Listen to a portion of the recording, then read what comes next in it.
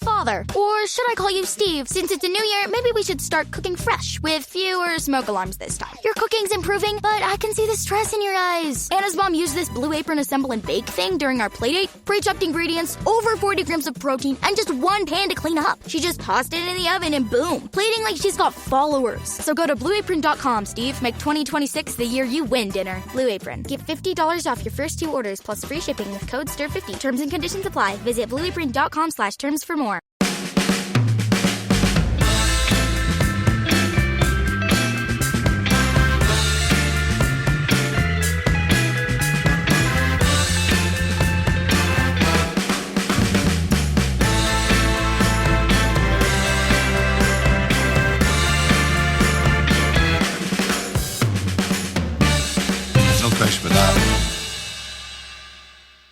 Hello, Ed. Paul. How you doing? How's it going? Yeah, good, thanks. We reached the end of another working week here. I've got a long weekend this weekend, which I'm kind of looking forward to. And it's I'm ready for it. And I have to say, I have thoroughly enjoyed watching the matches that we picked this time, which that's now a couple in a row, which have just been like rip-roaring entertainment, I would say. That's true. Did you watch the whole of the Bolton United game or just Ronaldo's half an hour? No, I skipped to the as promised. I skipped to Ronaldo coming on, and the MUTV commentators are at pains to point out that it was not a 4-0 game until Ronaldo came on. In fact, Bolton had plenty of possession and chances and that sort of thing. So how do you want to do this? Should we talk about Ronaldo first and then Rooney? Yeah, let's talk about the actual debut itself for both of them, and then go on to talk a little bit about what then came. So with the Ronaldo debut, I mean, we've talked a lot in these about like memory and how we remember games, and what like the last week's the 3-2 against City, the recent one, couldn't have been more different from how it existed in my mind. This is the polar opposite of that. This is exactly what I remember. Yeah, I mean, I remember leaving that game after Ronaldo had come on for that half an hour with a absolute hard-on for him. Metaphorical, of course, He was absolutely unbelievable. There's this thing in video games that the people at Giant Bomb called an abilities, where at the beginning of a game, your character has all their powers and then they lose them and you slowly level up and get those powers back over time. This was like Ronaldo had 2 seasons of like slightly flaky performances. There were definitely people who were ready to be done with him during that period of time. Hansen. Right, yeah. But I mean, United fans, there were plenty of United fans who were like sort of fed up with his showboat and lack of end product and da-da-da-da-da. But this game, this was like Ronaldo from 5 years in the future. Like his first 4 involvements with the ball, just everything about Ronaldo. First, absolutely nailed by Pedersen, and he's just completely smashed, gets up, not bothered about it. Second touch, beats 2 men, gets the ball in. Third touch, gets in front of Nolan to win the penalty. Solid pen. Fourth touch, great run and cross. Giggs eventually scores. I mean, it's just Ronaldo buttoned up into his first 4 movements. Exactly. That's exactly right. And yeah, so he's pulled down for the penalty. The only thing that this game doesn't have is a Ronaldo screamer from 100 yards, but he hadn't quite developed that yet.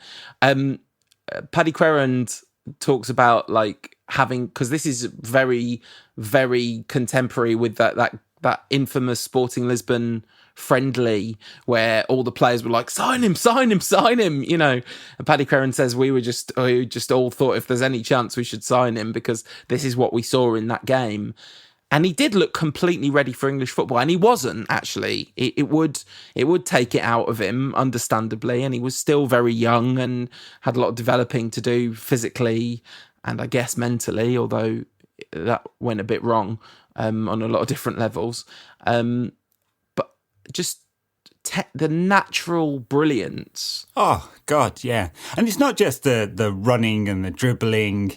I mean, You talked about take it out of him this season. So he plays 40 games in this season, 6 goals. It's a average return, but not bad for a debut season. But in this game, he starts on the left, goes at players, just dribbles, left foot, right foot, doesn't matter with Ronaldo. He drifts inside. He's playing if you just took the highlights, you'd think he could be a natural central midfielder. He's 18 years old and he's just moving into central midfield and playing passes. And of course, we know this to be true of Ronaldo, that he could play basically anywhere, and he has evolved his game over his career. But we don't know it to be true of an 18-year-old Ronaldo. Then he goes to the right, puts an absolutely brilliant ball in for Ruud van Nistelrooy, who should score later in the game. Left foot, right foot, dribbling past plays. Everything in this is absolutely electric.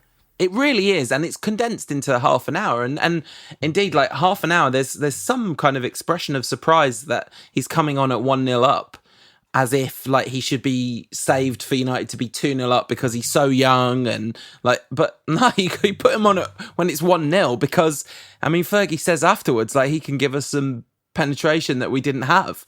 Like, he comes on at 1-0 because Bolton are on top, and Fergie wants to change the game in United's favour, not give this kid the favour of his debut.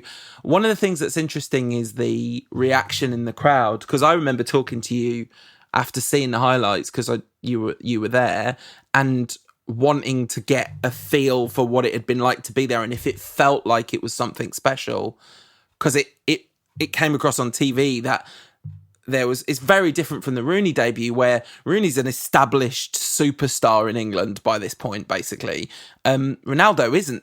There's a lot of kind of buzz and excitement, but like as he comes on, but by the time he goes off, there's like, oh, okay, well, this is the next however many years. That's, Well, right. And this is of course the Big Sam's mid-noughties Bolton side that's got JJ Okocha and Kevin Nolan and Ivan Campo at the back, and a whole bunch of players that are good players. And these are a good Bolton side. And he just rips them to pieces. I mean, and the interesting thing is, this is pre sort of hipster, you can watch any football game in Europe at any point, because you didn't have access to all that football then. La Liga was shown on Sky Sports.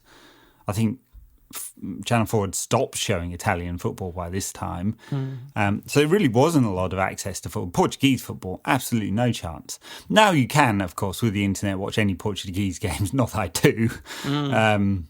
But there's just a greater access to players, and you have all these sort of scouting accounts and data services and stuff like that. So, and of course, the industry has always had that. Great scouting networks and data and information. It may be better now, but it's had it. But consumers didn't. Football fans didn't. And so now it's harder to have a secret. Then I didn't know anything about this kid, apart from the highlights from on MUTV of the friendly against Sporting a few weeks beforehand. To see him come on with his boy band haircut, and just he didn't take any time at all, just go straight at Bolton. He wasn't. I'm nervous. It was just a complete package in half an hour burst. Yeah, and we all know what he went on to, and I guess we'll talk a little bit about that later in the show, but I want to move on to the Rooney debut because it's a fascinating contrast. One of the ways it's a fascinating contrast is the reaction of the commentators. So Clive Tilsley and Andy Townsend, the Champions League A team at the time, because Big Ron was done by this point. Clive Tilsley is so excited about Rooney playing for Man United because Rooney is the golden boy of English football. Yeah. I mean, this is just after Euro 2004, where England would have won the tournament had it not been for Rooney's breaking his fifth metatarsal and all of that. The first of two famous metatarsal breaks for Rooney. He was the golden boy of the Euro 2004 tournament and all of that. Yeah, absolutely. And Tilsley says at one stage, he's already a superstar. Yeah, he says like his fifth metatarsal is more famous than some of his teammates, which is true, like even at United, because that starting 11, like if I tell you, ladies and gentlemen, that the midfield is you would have guessed one out of four of these, because it is Bellion on the right, Jemba and Kleberson together in the middle, and Giggs on the left, who you'd had a chance at picking at random. Kleberson is very good in this game, actually, but generally speaking, it's a side that does not look like it's up to much. But so Rooney gets, his name is cheered. He's on the starting 11. He's in the starting lineup. This is his debut for United. Right, and it's almost exactly a year after Ronaldo's debut. Yeah, and a year and a month or so. Yeah, and it's a very different affair because we've bought him for 30 million. He was the best player in Euro 2004 for any country. He was unbelievable in that tournament. That game against, I think it's against Croatia, right? And where did he score a hat trick? He might have scored a hat trick in that game, but he was twice. I think he scored twice. Right. I think it was against Switzerland. He scored twice. Oh, maybe I might be listening. I might be completely wrong, but I just remember him being extraordinary in that tournament and being beyond excited that United were going to buy him. I mean, we've referred to this on the show a number of times over the 10 and a bit years we've been doing it, but you and I had an MSN Messenger conversation, and this is very sad in retrospect, that you said, yeah, United, this is what United are so well run, they can afford to spend 30 million on a teenager. This was a year before. It's talking to Cal about this, and it might have been the last signing pre-Glazer.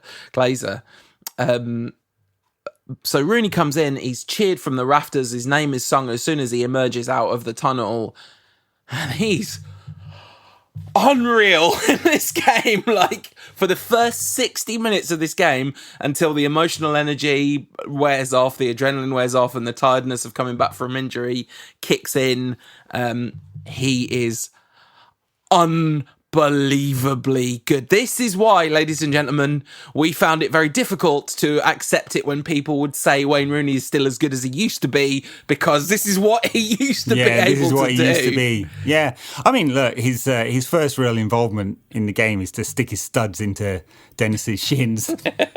Rather unpleasant tackle. Might have seen a card or two in today's refereeing culture. But basically, his last touch of note, 80-odd minutes in, is a lovely flick for Bellion to set up the sixth.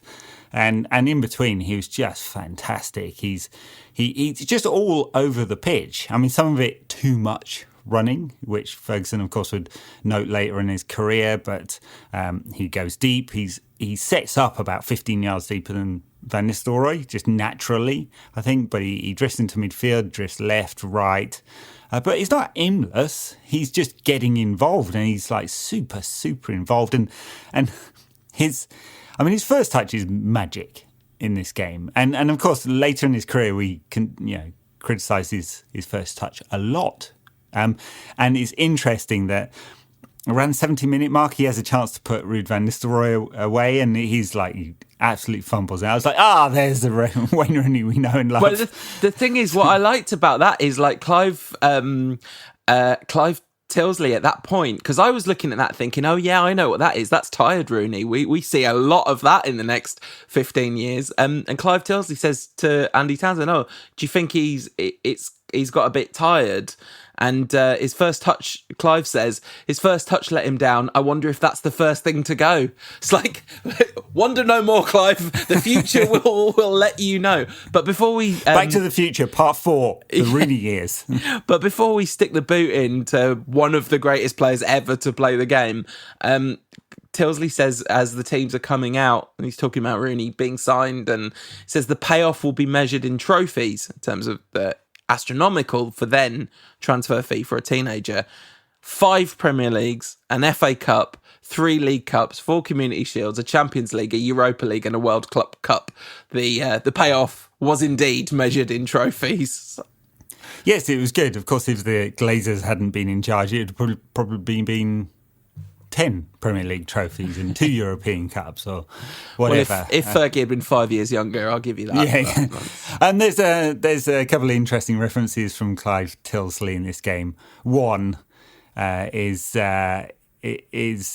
referencing Steve Harmison and how the Fenerbahçe players were put off like they were facing Steve Harmison. I was like, yeah, that's pre that ball down the leg side, 8 yards down the leg side that ruined Harmison's career. It's also pre the 2005 Ashes, which was his actual peak. But it made me think like you would not get a casual cricket reference in football commentary nowadays since cricket went off terrestrial TV. It used to be a mainstream sport in this country. And the other interesting reference Tilsley has is that he references the Labour Party conference, saying it would get no coverage now that Rooney had scored a hat-trick. I was like, I never knew that Tilsley was a red in both senses. It kind of upset me, really, because he said the Prime Minister will regret his comments, and then he said the Labour Party conference. Like, oh, God, remember when we had a Labour Prime Minister? I mean, admittedly, maybe. Was this after... No, yeah, this was... Labour's a strong word for the Prime Minister we had at that time. But anyway, so let's talk about the goals. Yeah. So he before he scores, he tries to beat 5 players and chip the keeper. Like he's about 5 minutes into his debut, he literally tries to beat 5 players and chip the keeper, and then he tries to bend one in from wide from about 3 yards out when Rood was like unmarked in the 6-yard box. But then not long after that, Rood slides it through, and Rooney's left foot side foot finish is as good as you'll ever see. It's so good. Well, it's as good as you'll ever see till about half an hour later when he scores his third. Yeah, no, it's a great finish. I mean, by the way, this is United's second, and before that, Giggs had scored with a header. From a Cleberson cross. Yeah. Weird combo. But yeah, lovely finish from Rooney for the second. Just takes it so casually. And that's the thing, he's always had that kind of natural finish. He was talking, of course, in the past week about how many goals he'd scored over his career, and claimed that it should have been more because he was a natural finisher. And his argument is that you don't become record goal scorer at your club for most of your career and your national team without being that. And he's completely correct, of course. Absolutely.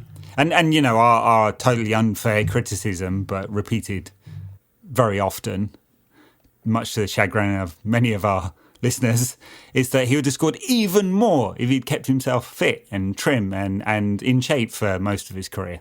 I mean, didn't, and it's a big regret. This is the thing about also seeing these two players, because there is absolutely no doubt that with the same, if they had, like, this is not a criticism of Wayne Rooney, by the way, but if he'd had the same work ethic as Ronaldo, he would still be an absolutely elite player in the game, almost inevitably, because Ronaldo's style is very hard running and he's taken a lot of punishment and all those kinds of things. But it's not a criticism of Rooney, because you don't just have a work ethic like that. That's it. Cristiano Ronaldo has a superhuman work ethic, not for particularly healthy reasons. I don't actually think it would be better necessarily to be Ronaldo than Rooney in terms of being a human being. But in terms of being a footballer, it would be. Yeah, sure. But it's like, I'm not sure that would be a price worth paying necessarily. The first goal's good. The second goal, the long range shot. It's just, he just takes it so quickly. It's in the back of the net before Rushdu knows what's going on. Yeah, but it's all set up by his body shape and movement, which was one of the things he also lost as time went by.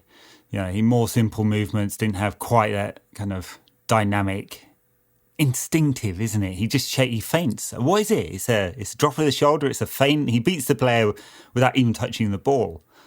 And he's got himself 2 yards of space, and it's just a clean finish. It's the street footballer thing, isn't it? I mean, it's kind of a cliche, but it is true. Like, that's the kind of player he is. He's not a kind of academy style product. He's a player who has this, he's just been the best player in every football match he's ever played in his life, and he has this kind of relationship with brilliance that's totally comes natural and is easy for him, and I'm sure is one of the reasons why it was not so easy for him to sustain a totally elite level work ethic, because at some point you probably are sated. He almost gets his hat-trick just before half-time, and there's a ball whipped in and he kind of makes a near-post dart. And then there's a little chat about whether whether United are in transition or not on the comms. It's like, yeah, I think this midfield of Jemba, David Bellion and Cleberson suggests we might just be in transition. Definitely the transition to something a lot better. Yeah. But it takes a while, right? Like, we don't win the league now until 6-7. Yeah. Yeah. Yeah. So yeah, it does take a while. It's a fallow period that coincides with some interesting spending by the club. I mean, looking at cheaper signings. So in this squad is Jemba and Cleberson and Liam Miller and a whole bunch of, like, let's have a punt on some players and see what comes of it. United then do spend big money on Anderson and Nani and Owen Hargreaves. In 2000, Tevez. Summer 2007, right? Yeah, exactly, in order to take the clubs to the next level. But and then, of course, Chelsea is spending a huge amount of money at this time as well. And Arsenal, is it 2004 is their last title win, is it? Season before this was... I can't remember exactly, but I think that might be right. In 03-04. Yeah. And then after that, Chelsea win it for 2 years in a row, and then we win it. Right.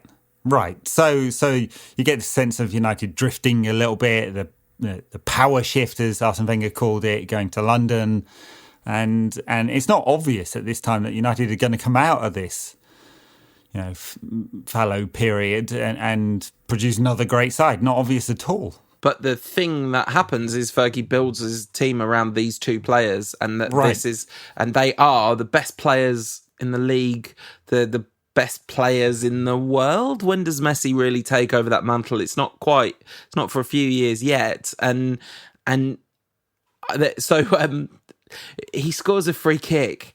And it's a brilliant free kick. And he scored a hat-trick on his Man United debut. And it's ridiculous. It's fairy tale. And it felt so normal. It was, but also sort of like, when you really put it in context, it's this kid that's emerged out of basically nowhere in the space of 2 years is now England and Man United's best player. Because he's better than Ronaldo by this point. Like, he might not have he's a more complete player, for sure. Exactly, yeah. Yeah, and which is another reason why the frustration with Rooney's career comes. Just he was at that elite level. He was. Yeah. At that very elite level. But I think it's really unfair in a way to be frustrated with it. I think that's when it all shakes out, I think the frustration should be that United didn't move on from Rooney for all those years, and he kind of crept over the line of being the club's leading goal scorer and basically didn't have a really good season after 11-12. I mean, a pretty good season in 12-13, but an amazing season by what came later. People kind of rate his 13-14 season because the numbers are all right, but it was bad mostly, and every season after that was just bad. So that's frustrating. But for the player himself, I kind of feel like this kid that came from where he came from, with what he had to work with his physique, with his physiology, with his background, all that kind of stuff, actually, he did unbelievable. Like, he had a solid 7 years of 7-8 years of absolute brilliance. We hope you're enjoying the No Question About That podcast. We are open for sponsorship, so if you run the kind of business that would be interested in sponsoring our show, just drop us an email at nqatpod@gmail.com. Sure, but he could have done unbelievable. Yeah, but it seems like what do you want in the end? Like, he what could he have done that he didn't do? He could have kept himself physically fitter, which was a bigger challenge for him than it was for Ronaldo, not just for personality reasons, but also just physiologically. He didn't have a good natural physique not good natural kind of footballer physique. Big boned. I mean, but kind of is, isn't he? He's what's it called? There's a word for it when you naturally put on weight really easily. I can't remember. Exo something. Burger King-itis. What was it? What did it Luke Shaw's got? KFC, I think, is Luke Shaw's, or maybe Pizza Hut. Bargain bucket, yeah. No, not at the moment. He's not. You can get that on Deliveroo. Yeah, I'm sure you can. But the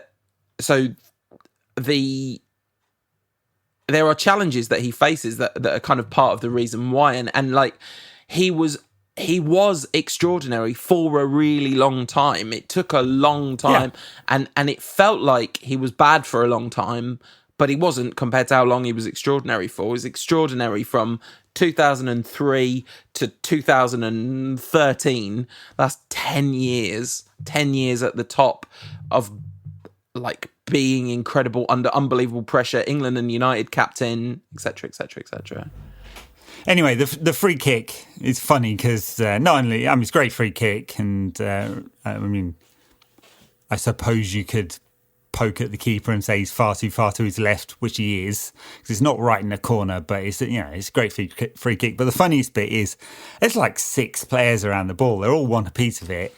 It's Giggs, and Van Nistelrooy starts and then sulks off. Yeah. And Tilsley makes a point of saying, well, maybe suggesting that Van Nistelrooy may be jealous of this new kid coming in and scoring all these goals, which might have been true, actually. Yeah, almost certainly, yeah. But yeah, they're all round it, wanting a piece of it, but absolutely no chance. Rooney's having that, and he's name on the ball and all that.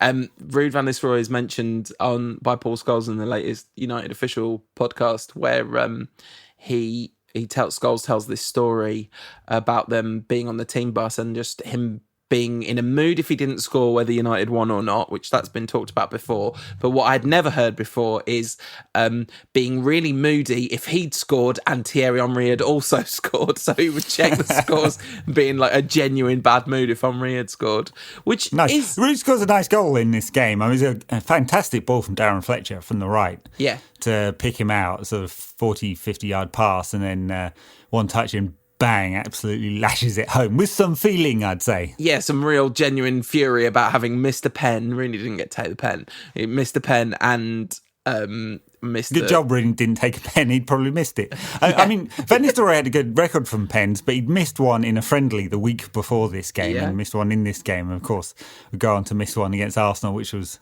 Oh, no, that was the year before. He'd missed it. The year before he'd missed against Arsenal, where they crowded round him. Because that was, Clive referenced that in this game. That's the only reason I know it was before this. The crowd sing "Are You Watching Merseyside?" which made a lot more sense than it had done in 1986 when they sang it, and it was like, yes, we're watching from positions 1 and 2 in the league. Here, this made a lot more sense some 18 years later.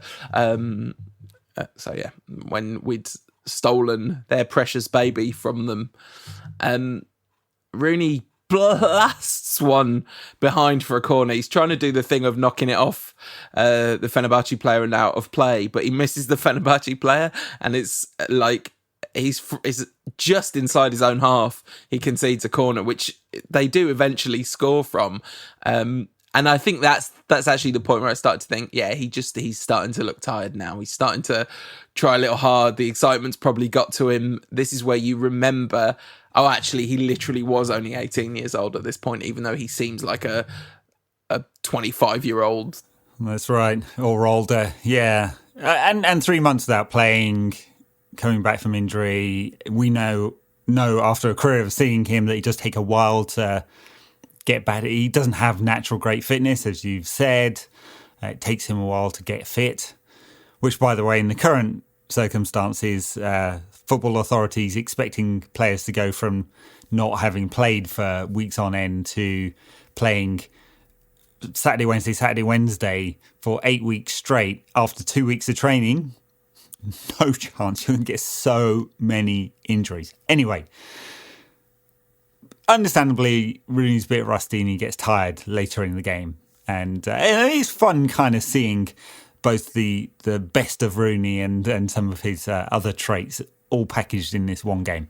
Yeah, I have to say the thing that stood out was just like the idea that Rooney could have been the third best player in the world at one point felt nonsense by about 18 months later, when it was definitively clear that Ronaldo and Messi were going to be in another league to everyone else, which wasn't by this point. By this point, he might have been Leo Messi. Like Rooney could have been Leo Messi by this point, and I guess that's why I could kind of understand that there's some frustration. But just no one apart from Messi has ever been Messi, and no one ever will again.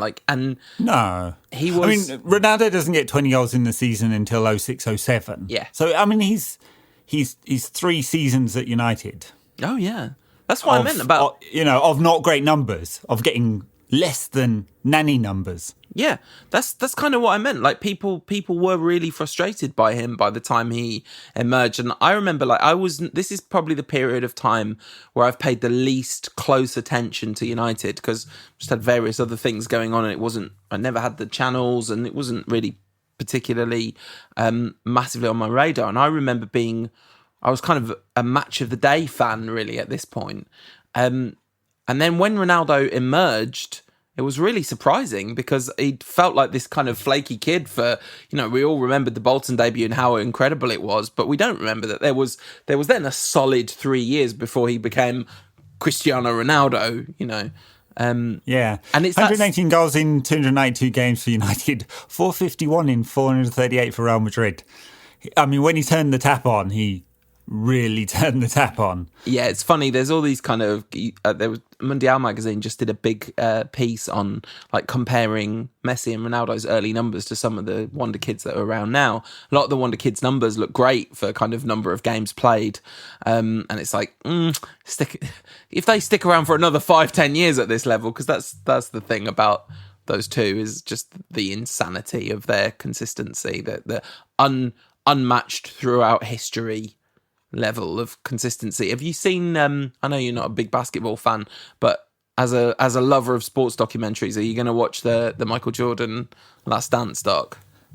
I mean, I'm not a lover of basketball. Maybe I will. I had some interesting business coaching from an ex-Romanian professional basketball player, right? Who was I mean, he obviously didn't play to any. He played in European leagues, not in the NBA. But his big love was Michael Jordan, and he spent 2 days referencing Michael Jordan. Michael would have done this, and Michael would have done that. And I was like, okay. And now you're going to walk on water, kids. And I kind of it just made me think of Messi and Ronaldo because they're the only people that can, the level of consistency and brilliance and putting a team on your back and all those things. There's just sure, yeah, superhuman numbers. Yeah. Year after year after year. I mean, even Cristiano's 34, 35 now, and he's just had 2 very good seasons in Italy. Yeah. Just moved to a completely different league, and he's still superb. We'll see what happens, whether there's much of a decline or not. I mean, he's obviously in insane physical shape. Yeah, Messi's different. I mean, Messi's numbers are still incredible in a declining team, but he's in a really interesting political situation at Barcelona where basically I think they'd like to get rid of him because of just how much he earns. And in a difficult financial situation, it would be great for Messi to decide that this was the year that he was going to leave. So it could be interesting times. Definitely end game for those two. Whereas Rooney, maybe he'll play another 5 years in the Championship with Derby. Could be going on forever. It's interesting, isn't it? And neither Messi or Ronaldo is ever going to play outside of a top flight in any league. Rooney, you mentioned the 06-07 season. I'm pretty sure that Rooney and Ronaldo scored exactly the same number of goals that season. That was the moment of convergence between their careers when they were on almost exactly the same level. And Rooney was still brilliant the next 2 seasons and definitely sacrificed himself, as he would do time after time after time after time, for other players. He definitely sacrificed his numbers for Ronaldo's numbers. Sure, yes. And then when Ronaldo left, he totally took on the mantle and scored a ton of goals that season. Not the season after that, but then the season after that. And that was his last main hurrah. But then when Van Persie arrives and we talked about Fergie putting pressure on Rooney and publicly linking us with Lewandowski, and you need to score more goals, son, and all that. But he kind of sacrifices himself to Van Persie, really. He's the one that puts the pass in for the Villa goal. Like, their relationship was excellent, and Rooney was definitely the natural provider in that relationship. Very true. Yeah, I do wonder with Rooney currently leading the players' revolt against the Derby owners' decision or offer for the players to take a pay cut, and Rooney's been quite vocal actually about this. Not that Rooney needs the money, but he's supporting many of his colleagues who probably do need the money, because average wages in the Championship are sort of around £800,000 a year, which is obviously a lot of money for normal folk, but that's average wages, and Derby are not in the top echelon of payers in the Championship, and there'll be younger players at Derby who do not earn a lot of money at all. Yeah, and £800,000 a year is obviously a pretty staggering amount of money for almost everyone, but it's not necessarily the kind of amount of money that you could then live for ages and ages and ages. Like, if you earn 100 grand a week, it's going to take a very, very long time before you run out of money. If you've been earning 100 grand a week for 5 years, you might never run out of money the rest of your life if you've been half sensible. But you need to get paid, don't you? If you're earning 800 grand a year, you probably can't. Yes, and maybe you only get that for 10 years or 8 or 5. Yeah. And you're going to have a second career. Anyway, so he's currently supporting his colleagues and like right through football in the Premier League. We talked about Arsenal. That's obviously blown up this week with Mesut Ozil being one of 3 players at Arsenal refusing to take a 12.5% pay cut, not a deferral. But it kind of points, the reason I brought it up, because I think it points to the next phase of Rooney's career, and I wonder how soon that comes, where he's a sort of leader off the pitch. And he clearly wants to be in coaching. Apparently doesn't do a lot of coaching at Derby. It's mostly sort of putting the cones out, Phil Neville style. Phil Neville's never really progressed beyond putting the cones out. The England national team manager? I'm kidding. Okay, right. I didn't get it. Although he's leaving. Yeah. He won't have another proper game as England national manager for the women. But Rooney clearly he seriously wants to be a coach. Yeah. He's thinking about it seriously, and he is a leader, no matter how much fun people might make of how articulate he is, but he's become more articulate over the years. Yeah, as I was well. just going to say, like, there's what's there to make fun of. He's perfectly articulate when you hear him. He's an excellent pundit when he's done bits and pieces of punditry. He's been kind of electric. And we'll see whether he makes an excellent coach. I can't imagine Cristiano would be a manager. I mean, no chance. The ego would get in the way, wouldn't it? There's no, you can't be an actual narcissist and be a football manager. I mean, you can have some narcissistic tendencies, as several of our leading proponents, but... Hello, Jose. Yeah, but they are different sorts of narcissists, aren't they? Like, I just don't see any way. But then again, Ronaldo's relationship with the Portuguese national team is very different. It's very much more humble, and, that lovely speech he gave after the 2016 win, which was, just made clear the natural and very real debt of gratitude he clearly felt to his teammates for, it's quite telling that it looked to me like he felt a debt of gratitude for them giving him the prize of being able to win. I just think, because you could argue, well, you all won this together. But anyway, but still, it was moving nonetheless. Fascinating to go back and look at these games. I mean, just the things that struck me were, like I said, the Bolton game was exactly how I remember it, just Ronaldo incarnate, and the fact that went away for a few years and then came back in earnest is fascinating. And just the jaw-dropping electric excitement of watching 18-year-old Wayne Rooney. He did more later, and he was still really good later, and he was good in different ways later. But this period of Rooney is definitely my favourite Wayne Rooney. Oh, period. God, yeah. I remember he, not a huge fan of the England national team or anything like that, but he played a couple of games for England before Euro 2004. Yeah. Against Turkey at Wembley, and I think against Australia West Ham at Upton Park, where he was, I might be wrong about the latter one, but he definitely played against Turkey, when I was like, bloody hell, this kid's like 17 and looks like a 35-year-old in terms of his maturity. And that was just what was so striking about his early part of his career. Then he became a real striker and scored a lot of goals. Yeah. But just the maturity of his game at this stage of his career is just fabulous. And it's interesting because like Ronaldo regularly features in like best Fergie signings lists, but Rooney often doesn't, because there's such a kind of obvious quality to the signing. But they definitely one of Fergie's best signings by miles and miles and miles and miles and miles and miles and miles. Obviously 252 goals for the club. But exactly, yeah. Says it's a great signing. No one's ever scored more goals for Man United than Wayne Rooney. And it is fascinating that he is England and United's leading ever goal scorer. That's a sort of, we talked ad infinitum about Wayne Rooney for years on this show, so you don't need to revisit old ground too much. But, the extraordinary paradox, the Rooney paradox of no one has ever fulfilled their potential more and less in the same package than Wayne Rooney. It's unbelievable. Well, that's it. And that's the whole block of, conversation we had in this pod. That's exactly it. Yeah. But I do think, and you're all glass half full about it, and I'm glass 3/4 empty. It's very unusual for our dynamic, that, Ed. I guess what I think is recency bias oversells the not fulfilling his potential bit, because for 10 years he did, and that's long enough. And what happened later, and the sort of trickle over the line to being leading goal scorer for both England and United, both of whom should have moved on from him sooner, shouldn't sour the legacy of a player who was that extraordinary for that long.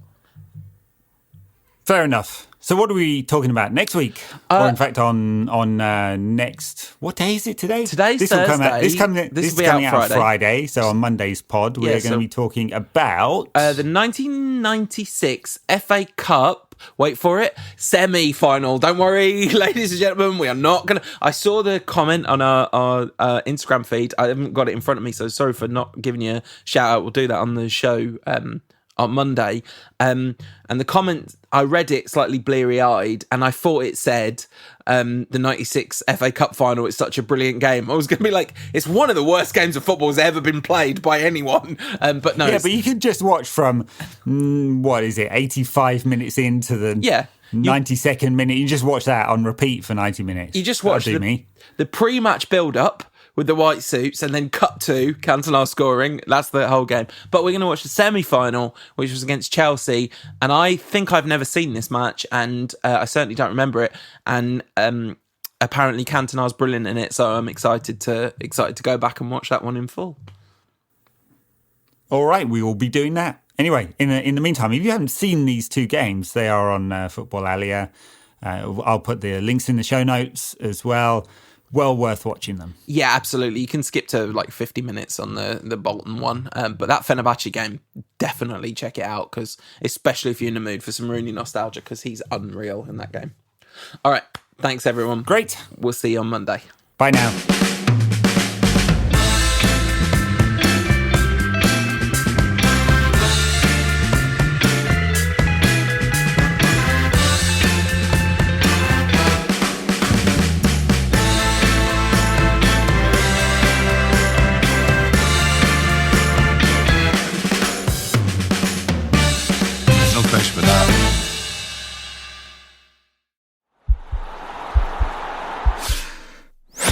This podcast is part of the Sports Social Podcast Network.